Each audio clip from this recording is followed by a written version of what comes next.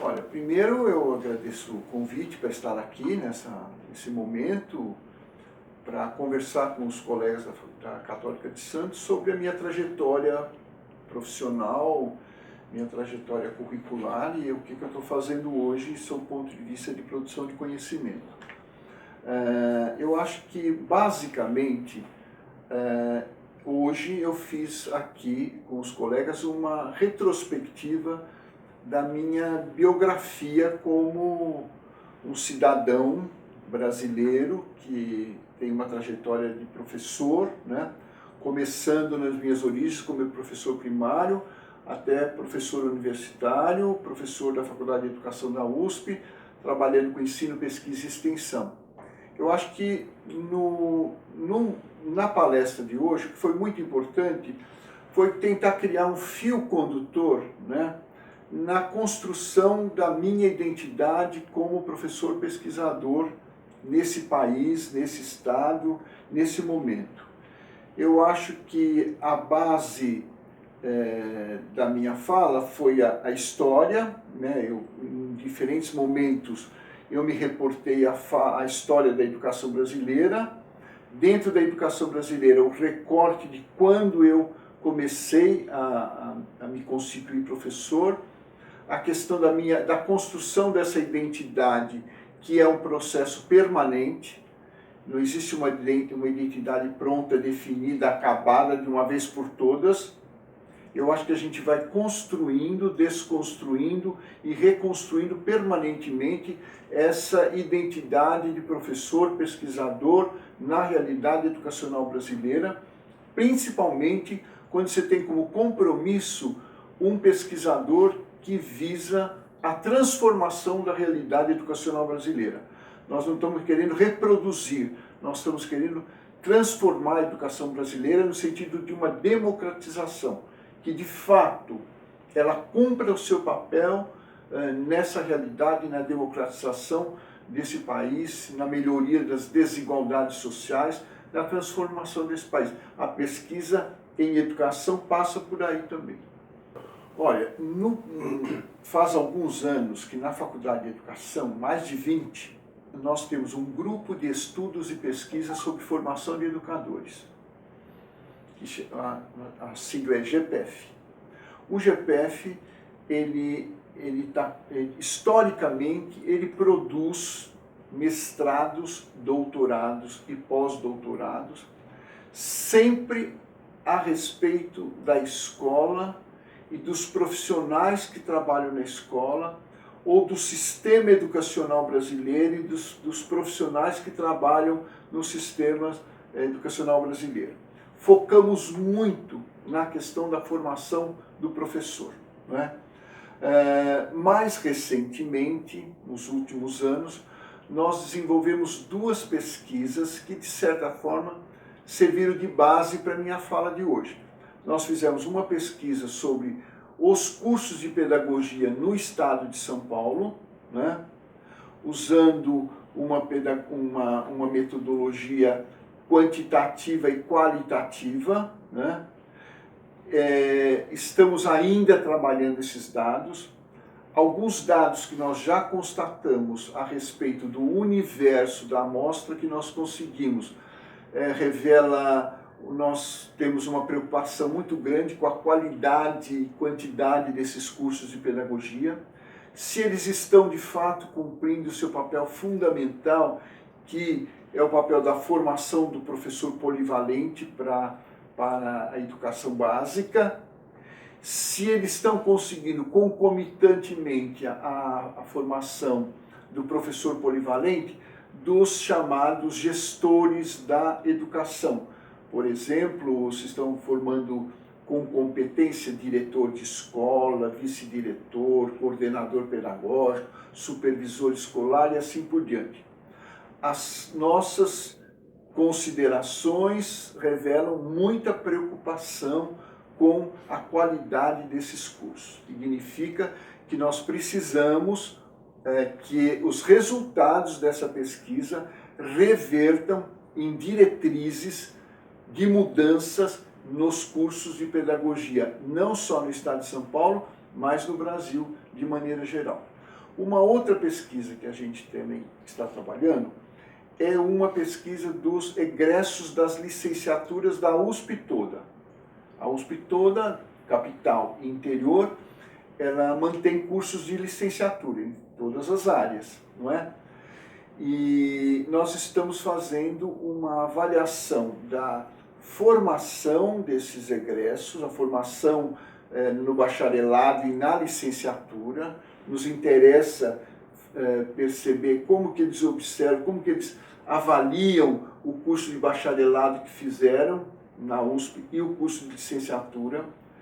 Nós estamos interessados em perceber como que esses egressos entraram na rede pública. Nós temos muita preocupação se os egressos das licenciaturas ingressam na rede pública do Estado de São Paulo.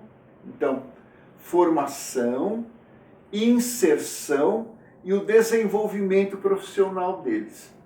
Então, a nossa amostra for de jovens egressos, né? E os dados apontam alguns aspectos interessantes. Muitos, 80% desses alunos, eles até ingressam na escola pública, né? Eles já passam pela escola pública quando vão fazer os estágios. Quando terminam o bacharelado e a licenciatura, eles até ingressam na rede pública do Estado de São Paulo, ou municipal, ou estadual, mas até agora, os dados que nós apuramos revelam o seguinte, que diante das condições objetivas de trabalho, as dificuldades que são apresentadas nessa área, jornada, salário, condições de trabalho efetivamente, há uma tendência os alunos a deixarem o exercício do trabalho na escola pública e migrarem para outros trabalhos. Mas tem um dado que também nós estamos mapeando num determinado momento, que é o seguinte, perguntando para eles em que situação vocês voltariam. Primeiro, nós perguntamos, você voltaria para trabalhar na escola pública? Todos disseram que até voltariam. E nós perguntamos, voltariam sob quais condições? Nós voltaríamos e ficaríamos na escola pública, estadual ou municipal, se fossem alteradas as condições de trabalho do professor. Se nós tivéssemos uma jornada de trabalho que fosse possível uma parte dessa jornada na sala de aula com os alunos, uma parte desse nosso trabalho com os meus colegas, os meus pares, para trabalhar o coletivo da escola, dinamizar o projeto político-pedagógico da escola, e se nós tivéssemos um momento remunerado, claro, para eu continuar os meus estudos, os meus aprofundamentos. Então a pesquisa, de um lado, ela revela tem um lado preocupante, né? E ao mesmo tempo existe uma esperança se as políticas públicas de fato privilegiarem a figura de um professor sujeito do trabalho, um professor que seja capaz de pensar, sentir e realizar o seu trabalho, um professor crítico reflexivo, um professor que seja um professor pesquisador e não um mero executor de políticas, programas, projetos que vêm de fora e caem para que a escola execute. Quando a gente pensa na formação do professor, como eu disse agora mesmo,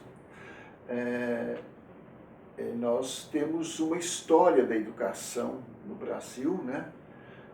Podemos dizer que nós temos de formação de professor, estrito sensu, um pouco mais de 100 anos, né, de formação, principalmente quando a gente considera a antiga escola normal, a formação do professor primário e depois o avanço nas licenciaturas.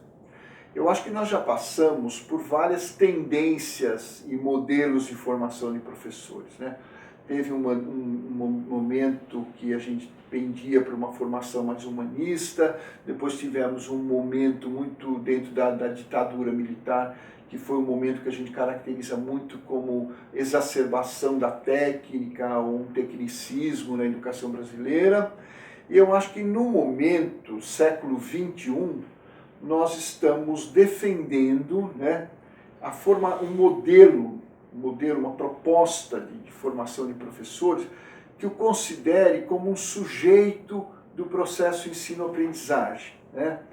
Que ele tenha uma formação teórica da sua área de formação bastante consistente. Isso quer dizer, se ele ensina matemática, história, geografia, português, ele tem que saber consistentemente a sua área de conhecimento. Junto com essa formação, ele precisa de uma formação pedagógica, né? Aí ele vai ter o respaldo da pedagogia como ciência da e para a educação, que vai dar respaldo para que ele trabalhe com os conteúdos específicos. E aí que ele tenha uma formação competente na metodologia específica do seu ensino e uma formação competente na sua metodologia, da sua didática de maneira geral. E aí nós não queremos um professor que seja, como eu disse, né, um professor que vai executar políticas, programas que foram pensados por organismos externos, né? Mas que ele seja um sujeito capaz de, a partir da realidade na qual ele esteja inserido, ele seja capaz de desenvolver o currículo daquela escola transformado em projeto pedagógico. E um aspecto muito importante que mereceria destaque é a questão da relação entre disciplinaridade, inter e transdisciplinaridade.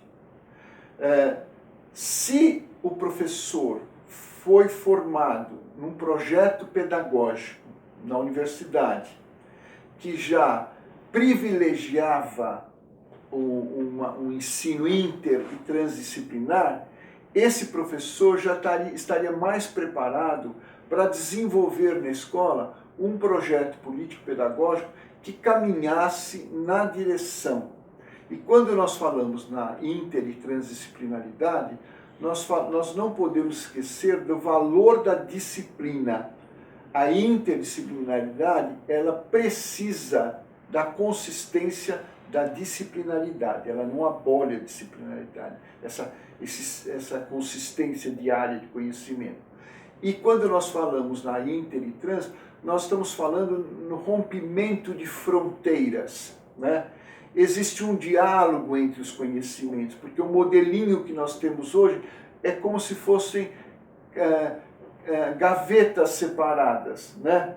E não que trabalhássemos de uma forma dialogada, onde as áreas do conhecimento do currículo conversassem como meio para a educação do educando, seja criança, seja jovem adulto e assim por diante. Então é muito importante perceber que o conhecimento, quando ele entra na escola, no currículo da escola, ele é um instrumento de educação.